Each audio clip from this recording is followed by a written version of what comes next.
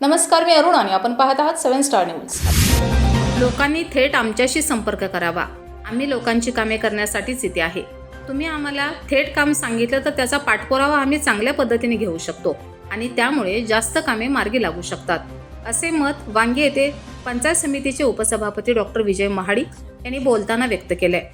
ते पुढे म्हणाले की पंचायत समिती हे लोकांची कामे होण्यासाठी महत्त्वाचे साधन आहे, त्यामुळे लोकांनी थेट आम्हाला तुमचे प्रश्न सांगावेत। या कार्यक्रमाचे अध्यक्ष आपल्या प्रियंका वहिनी, पंचायत समिती सदस्य राजकुमारताई, सरपंच सूर्यवंशी मॅडम, उपसरपंच माळे मॅडम, आमच्या केशव अधिकारी आणि या गावातली सर्व प्रतिष्ठित नागरिक। खरं म्हणजे पंचायत समिती असं माध्यम आहे की गोरगरीब लोकांचं जिथं म्हणजे मी नेहमी असं म्हणतो की सगळ्या फाटक्या तुटक्या लोकांचं हे सेवा करण्याचं साधन आहे किंवा माध्यम आहे आणि आम्हाला एक त्याची संधी मिळाली।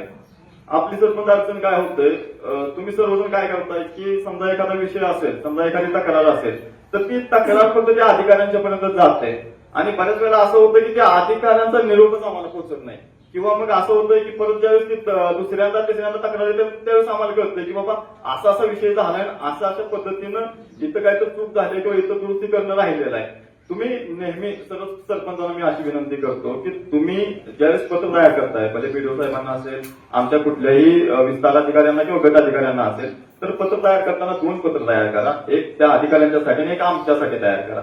भले तिथले पंचायत समिती सदस्य असतील किंवा उपसभापती मी असेल किंवा भाई असतील, कारण काय होतं की निरोपच आमच्यापर्यंत पोहोचत नाही, त्यामुळे आम्हाला तो फॉलोअप घेता येईल की बाबा समजा एखादं पीएससीचं काम राहिलेलं आहे, तुम्ही काय करताय की त्या अधिकाऱ्यांना करताय, तो अधिकारी बऱ्याच वेळेला आमच्यापर्यंत निरोप पोहोचत नाही आणि ते काम तसंच राहतंय। आम्ही तुमचं प्रतिनिधी म्हणून तो फॉलोअप आम्हाला चांगल्या पद्धतीने घेता येईल, पहिली गोष्ट। दुसरी गोष्ट, घरकुलांच्या बाबतीत अशी अडचण आहे की थोडंसं ग्रामसेवकांनी सर्वांनी मनावर घेणं गरजेचं आहे की अजून पण ज्यावेळेस आपण मागच्या वर्षी जवळपास प्रत्येक गावातनं 100, 125, 150 अगदी 400 पर्यंत आपण सर्वे घेतलेत, पण काही लोकांना अजून घरकुल मिळालेलं नाहीये किंवा काही लोकांची यादीत अजून नावं नाहीयेत, म्हणजे ज्यांना खरंच गरज आहे तिथपर्यंत आपण पोहोचलेलो नाहीये। मग आता आपल्याला ज्यावेळेस नवीन सर्वे चालू करतील की जो गावातला शेवटचा नागरिक आहे किंवा जो एकदम उपेक्षित आहे की ज्याला खरंच म्हणजे घर मिळणं अपेक्षित आहे, अशा लोकांच्यासाठी ते पहिल्यांदा जावं। नाहीतर काय होतं की घरकुलासाठी नाव येतंय आणि त्याचं 2 मजली 3 मजली घर येतंय, म्हणजे अशी अवस्था आहे। काही लोक अजून सुद्धा आपल्या तालुक्यात अगदी पत्र्याच्या शेडमध्ये किंवा कुडाचं घर करून राहणारे लोक आहेत, आपल्याला त्यांच्यासाठी काम करावं लागेल। याला आपण सर्व ग्रामसेवकांनी मनावर घेऊन की हे सगळं सगळ्यांचा सर्वे करून व्यवस्थित करून घ्यावं लागेल।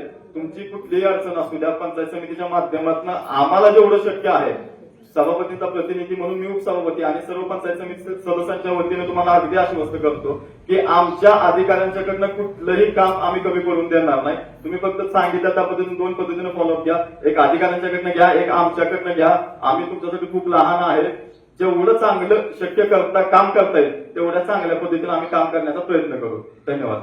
आणि वाहंगी गावाला ब्युरो रिपोर्ट 7 स्टार न्यूज।